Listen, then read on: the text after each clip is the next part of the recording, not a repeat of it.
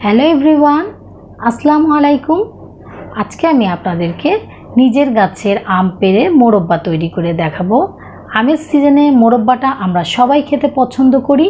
তো আজকে আমি গাছ থেকে আম পেড়ে মোরব্বা তৈরি করে আপনাদেরকে দেখাবো। রেসিপিটি ভালো লাগলে চ্যানেলটিকে সাবস্ক্রাইব করবেন আর প্রথম থেকে শেষ পর্যন্ত ভিডিওটা দেখেন। টিপস সহ আমি এই মোরব্বাটা আপনাদের সাথে শেয়ার করছি। আশা করছি ভালো লাগবে। মোরব্বা তৈরি করার জন্য এখানে আমি 7টা আম নিয়েছি। আমের সাইজটা একটু বড় নিতে হবে। মোরব্বা তৈরির জন্য যে আমটা আমি নিব সেই আমের আটিগুলো যাতে শক্ত হয় সেদিকে খেয়াল রাখতে হবে। আটি যদি শক্ত না হয় তাহলে মোরব্বাটা খেতে মজা হবে না বা ভালো লাগবে না। সেজন্য আটি শক্ত হয়েছে সেই রকম আম দিয়ে মোরব্বাটা তৈরি করে আপনাদের আমি দেখাবো। প্রথমে আমগুলা ভালো করে ধুয়ে ছিলে নিব। আমগুলা ভালো করে ছিলে নিয়েছি। এভাবে করে আমগুলা একটু মোটা করে ছিলতে হবে যাতে আমের গায়ে কোনো খোসা লেগে না থাকে। আমগুলা 2 টুকরা করব। মোরব্বা সাধারণত 2 টুকরা করেই করা হয়। তো আমিও আমগুলা 2 টুকরা করে কেটে নিয়েছি। আপনারা চাইলে আমটা 4 টুকরাও করতে পারেন, তবে মোরব্বার জন্য 2 টুকরা করলেই আমগুলা দেখতে ভালো লাগে। আমগুলা কাঁটা চামচের সাহায্যে ভালো করে কেচে নিব বা ফুটা করে নিব। মোরব্বাটা তৈরি করা খুবই সহজ, শুধুমাত্র এই আমটা কাঁচাটাই একটু কঠিন। এই কাজটা হাতে সময় নিয়ে আস্তে ধীরে করতে হবে। তাড়াহুড়ো করলে হাতেও লেগে যেতে পারে বা কুচানোটাও তেমন ভালো হবে না।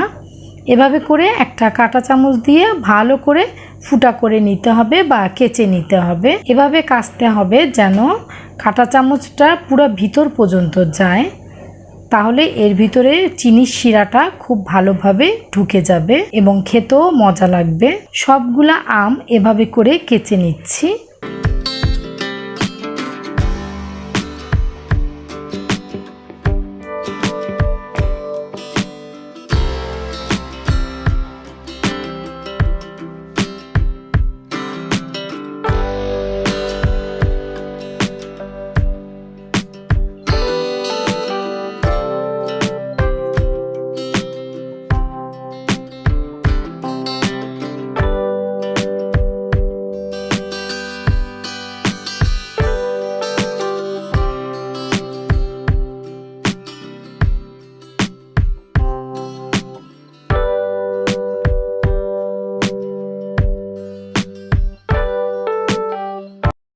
সবগুলো আম খুব ভালো করে ফুটা করে নিয়েছি।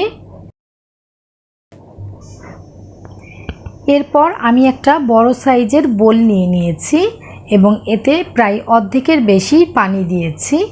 এর মধ্যে দিয়ে দেব 1/2 টেবিল চামচ চুন। এই চুনটা পানের দোকানেই পাওয়া যায়। আমি পানের দোকান থেকেই এই চুনটা কিনে নিয়ে এসেছি। চুনটা পানির সাথে খুব ভালো করে মিশিয়ে দিতে হবে।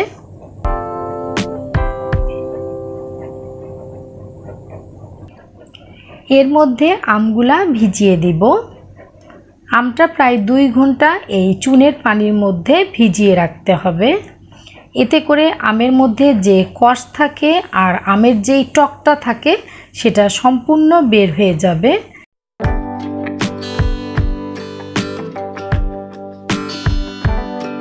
ফিরে আসছি 2 ঘন্টা পর। 2 ঘন্টা হয়ে গেছে। আমগুলা এবার আমি চুনের পানি থেকে উঠিয়ে নিব। ভালো করে কষলে কষলে আমগুলা চুনের পানিতে ধুয়ে তারপরে এটা আমি পরিষ্কার পানি দিয়ে ধুয়ে নিব। 2 হাতের তালু দিয়ে চেপে চেপে আমের পানিগুলা ফেলে দিতে হবে।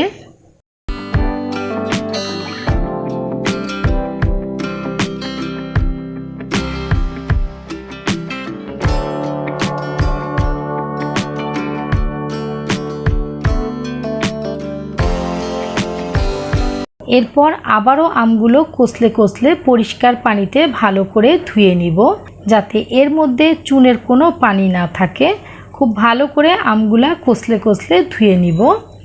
আবারও 2 হাতের তালু দিয়ে চেপে চেপে আমগুলা উঠিয়ে নিব যাতে আমের মধ্যে সামান্য পরিমাণেও পানি না থাকে। যতটা সম্ভব হাত দিয়ে চেপে পানিটা ফেলে দিতে হবে।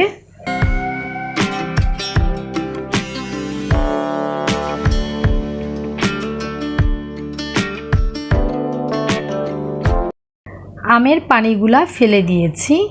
আমি আপনাদের দেখিয়েছিলাম যে হাতের তালু দিয়ে চেপে চেপে পানিগুলা ঝরিয়ে নিয়েছি।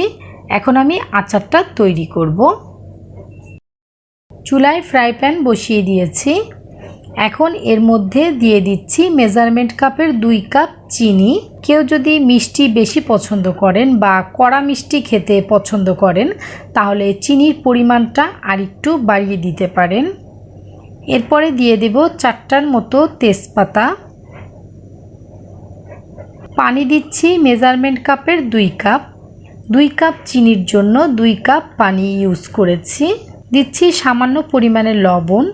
লবণ স্বাদ মতো। যে কোনো মিষ্টি খাবারে সামান্য পরিমাণে লবণ দিলে খাবারের টেস্টটা অনেক বেড়ে যায়। এরপর মিডিয়াম আঁচে শিরা তৈরি করে নিব। শিরাটা আমি ঘন করব না। চিনির শিরাটা ফুটে উঠলেই এর মধ্যে আমগুলা দিয়ে দেব।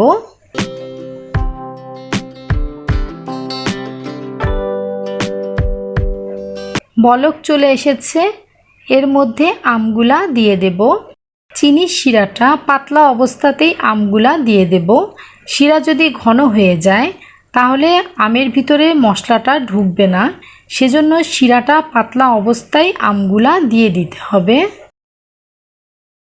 আমগুলা ভালো করে নাড়াচাড়া করে ঢেকে দেব 10 মিনিটের জন্য।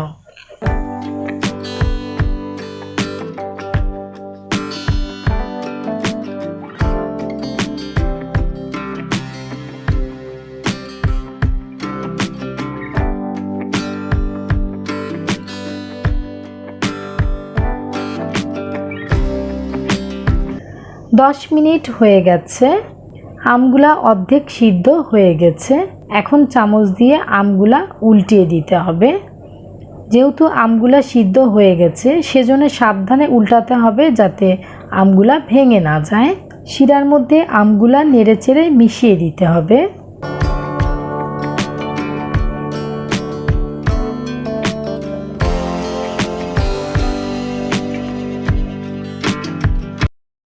আবারও ঢেকে দিচ্ছি 5 মিনিটের জন্য। যেহেতু আমটা প্রায় সিদ্ধ হয়েই গেছে তাই আর সামান্য পরিমাণে সিদ্ধ হলেই নামিয়ে ফেলব। এবার ঢাকনা খুলে দেখব যে আমটা সম্পূর্ণ সিদ্ধ হয়েছে কি না। একটা চামচ দিয়ে আলতোভাবে আমগুলা উল্টিয়ে দিতে হবে। আমগুলা সিদ্ধ হয়ে গেছে আর শিরাটাও শুকিয়ে এসেছে। এরপর আমি নামিয়ে ফেলব। এই অবস্থাতেই আমি রেখে দেব। এটা কিন্তু এখন কিছুই করা যাবে না। চিনি শিরার মধ্যে 2 থেকে 3 ঘন্টা রেখে দিতে হবে যাতে শিরাগুলা আমের ভিতরে খুব ভালোভাবে ঢুকে যায়। আর তেজপাতাগুলা উঠিয়ে ফেলে দেব। তেজপাতাটা শুধুমাত্র হালকা ফ্লেভারের জন্য দিয়েছিলাম। তাছাড়া আমের একটা নিজস্ব স্মেল আছে, সেই স্মেলটাই বেশি ভালো লাগে মোরব্বাতে। তো সেজন্য তেজপাতাগুলো উঠিয়ে ফেলে দিচ্ছি। এখন আমি চুলাটা অফ করে দিচ্ছি আর এভাবে করেই রেখে দেব 2 ঘন্টার জন্য যাতে আমের ভিতরে শিরাটা খুব ভালোভাবে ঢুকে যায়।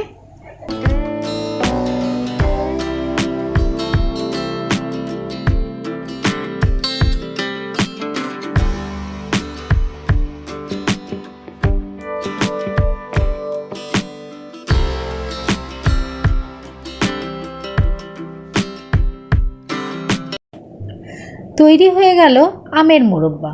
রেসিপিটি ভালো লাগলে বাসায় অবশ্যই চেষ্টা করবেন আর লাইক কমেন্ট শেয়ার করতে ভুলবেন না। আল্লাহ হাফেজ।